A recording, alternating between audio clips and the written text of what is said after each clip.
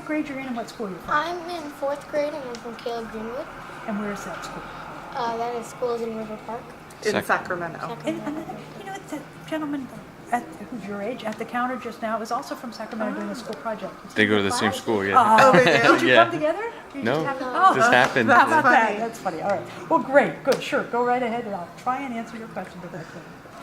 What was the meaning behind Rosie the Riveter? The meaning, well, Rosie the Riveter, and maybe you saw this while you were here today. You saw the big poster with Rosie. Rosie's a symbol, right? She's a picture, a symbol of the 8 million women who worked in the factories, the shipyards, building airplanes, building jeeps, all sorts of things, tanks during World War II. And you tell me, why did they need those women to do those jobs during World War II? Because the men were out fighting and there was not that much people to do. That's right.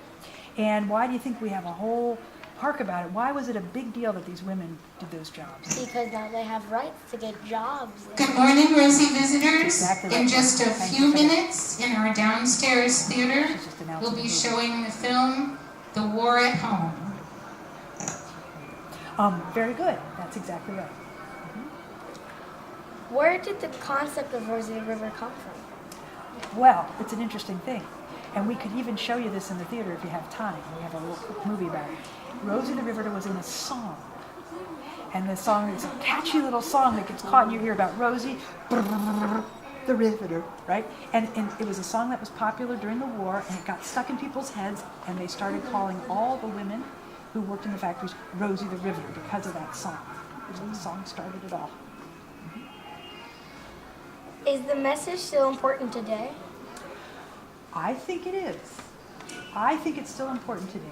And if maybe you saw, did you get to watch the movie downstairs in the theater? Yes. Yeah. Remember the woman at the end of the movie says, because I worked in that factory, I knew for the rest of my life I could do anything I wanted to do if I set my mind to it, right?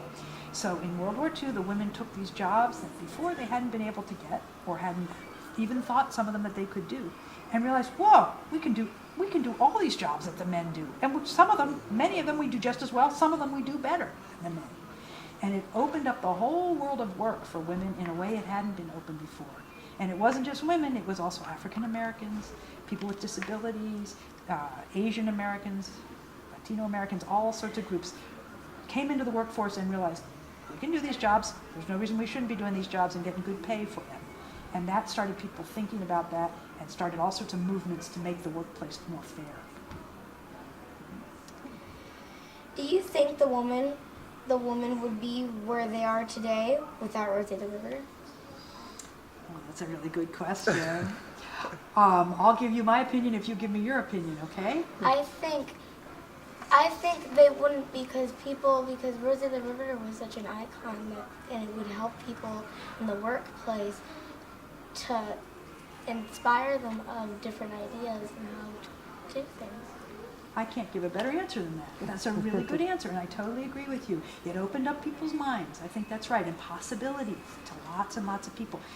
After the war ended, the jobs went away pretty quickly for the women, and a lot of the women were told, okay, the men are coming back, goodbye, we don't need you anymore. Some of them went home, and they stayed home with their kids, and were really happy to do that, and that was great. But some of them went home and thought, oh, no, I'm kind of bored. I kind of liked being a welder. That was kind of cool. Or some of them went home and thought, we really needed that paycheck. That paycheck was really nice to get. And so it did. It got women thinking and starting to try and change the laws and change the practices so they could go back to work if they wanted to. So, very good. I think you've got it. Now the last question. Very good. Yeah. How did Rosie the Riveter influence you? Oh, well, that's a great question. Every Friday, we have 4 original Rosies who come in and talk here. If you ever have a chance to come back from Sacramento on a Friday, the youngest one is 93, the oldest one is 99 years old. And they come in and they talk about their lives and about working in the factories and how it changed their lives.